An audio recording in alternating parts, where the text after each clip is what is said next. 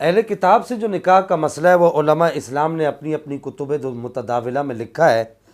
اور اس بات کی صراحت کی ہے کہ بہتر یہ ہے کہ اہل کتاب سے نکاح نہ کیے جائے۔ اولا یہی ہے،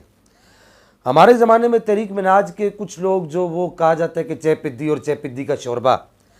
انہوں نے اہل کتاب کو مقیس علیہ بنایا اور روافظ کو مقیس بنایا، یعنی کہ اہل کتاب پر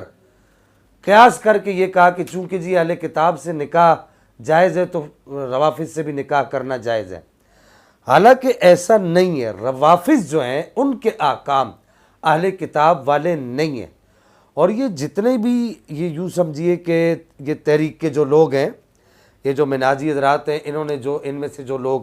یہ بات کر رہے ہیں کہ جی اہل کتاب سے جب نکاح جائز ہے تو روافظ سے بھی نکاح جائز ہے، اس طرح کی کوئی بھی تصریح علماء اسلام کی کسی بھی کتاب کے اندر نہیں ملتی۔ کسی بھی فقیہ نے یا کسی بھی مجتہد نے اپنی کسی بھی کتاب میں، نہ ہی متن میں، نہ ہی حاشیے میں، اور نہ ہی کتب فتاوی میں، اور نہ ہی کتب فقہ میں کسی جگہ پر یہ تصریح ملتی ہے کہ جی اس طرح کا قیاس کسی بھی فقیہ کے ہاں نہیں ملتا کہ روافظ سے نکاح جائز ہے اس لیے کہ اہل کتاب سے نکاح جائز ہے۔ حالانکہ روافظ کے جو احکام ہیں وہ جدا ہے، روافظ کے احکام مرتد والے ہیں، یعنی کہ ایک تو ایسا آدمی جو ہے ہی کافر، اپنے آپ کو اس نے کبھی مسلمانوں میں شامل ہی نہیں کیا تو وہ تو اس کا تو مسئلہ علیحدہ ہے، لیکن ایک ایسا آدمی ہے جو مسلمان ہونے کا دعویٰ کرتا ہے اور پھر کفر بکتا ہے، کفر کر بیٹھتا ہے، اور پھر طرفہ یہ کہ یہ لوگ جو روافظ ہیں یہ اپنے کفر پر قائم بھی ہیں، تو اس طرح کا جو آدمی ہے اس کو مرتد کہا جاتا ہے، وہ ارتداد کا مرتکب ہوتا ہے۔ فتاوی علمگیریہ میں یہ موجود ہے کہ یجب اکفار الروافظ فی قولہم برجعۃ الاموات الی الدنیا وبتناسخ الارواح وبانتقال روح الالہ الی الائمۃ وبقولہم فی خروج امام باطن وبتعطیلہم الامر والنہی الی ان یخرج الامام الباطن وبقولہم جبریل علیہ السلام غلط فی الوحی الی محمد صلی اللہ تعالیٰ علیہ وسلم دون علی بن ابی طالب رضی اللہ تعالیٰ عنہ وہؤلاء القوم خارجون عن ملت الاسلام واحکامہم احکام المرتدین۔ یہ فتاوی علمگیریہ کے اندر سینکڑوں علماء کا فیصلہ موجود ہے کہ یہ جو روافظ کا جو مسئلہ ہے، یہ روافظ کی جو باتیں ہیں، ان میں سے جو اہم باتیں کہ جبریل امین سے غلطی ہو گئی، قرآن کہیں اور لانا تھا اور وہ لا کہیں اور گئے، کہا کہ یہ جو روافظ کی جو اقوال ہیں، اس کے علاوہ دیگر اقوال ہیں، ان تمام اقوال کی وجہ سے یہ لوگ دائرہ اسلام سے خارج ہیں اور ان کے احکام مرتدین والے ہیں۔ سیدی اعلیٰ حضرت امام محمد رضا خان فاضل بریلوی رحمہ اللہ نے فتاوی رضویہ شریف کی 14ویں جلد صفحہ نمبر 129 پر اس بات کی صراحت کی ہے کہ آپ نے فرمایا کہ علامہ شامی تنقیح الفتاوی الحامدیہ میں، اور اسی طریقے سے علامہ آفندی نے اپنی کتاب اپنے مجموعہ فتاوی میں، اور اسی طریقے سے دیگر علماء نے اپنے یعنی دیگر فقہ نے اپنے فتاوی کے اندر اس بات کی صراحت کی ہے کہ ثبت بالتواتر قطعا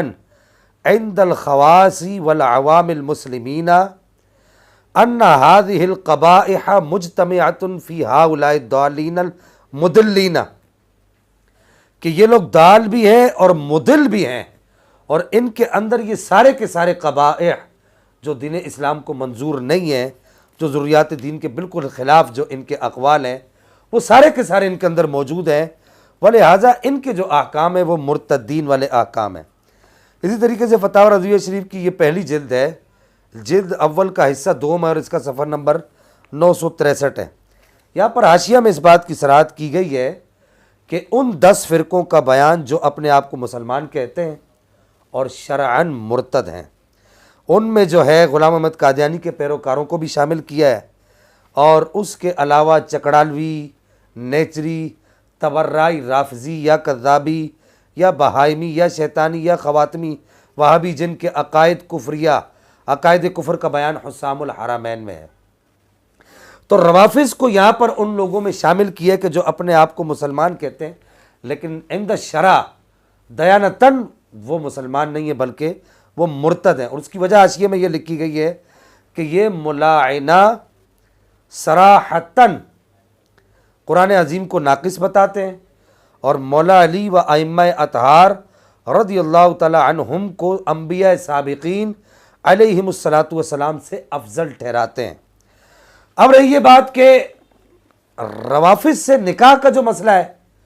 اس باب میں حرف آخر کیا ہے، تو یہ فتاوی شریف کی 14ویں جلد صفحہ نمبر 130 پر سیدی اعلیٰ حضرت نے اس بات کی صراحت کی ہے کہ آپ نے فرمایا کہ ان سے نکاح کرنا، ان سے معاملات کرنا، ان کے پاس بیٹھنا، ان کو اپنے پاس بٹھانا، ان سے جزیہ لینا اور ان سے کوئی معاہدہ دائمی کرنا اور ان کو ہمیشہ کے لیے امان دینا اور بالخصوص مناکحت اور ان کا ذبیحہ، یعنی ان سے نکاح کرنا اور ان کا ذبیحہ کھانا، یہ بالکل بھی جائز نہیں ہے، یہ ناجائز ہے اور حرام ہے۔ تو یہ ان کے جو احکام ہیں وہ مرتدین والے احکام ہیں، تو اس وجہ سے ان سے نکاح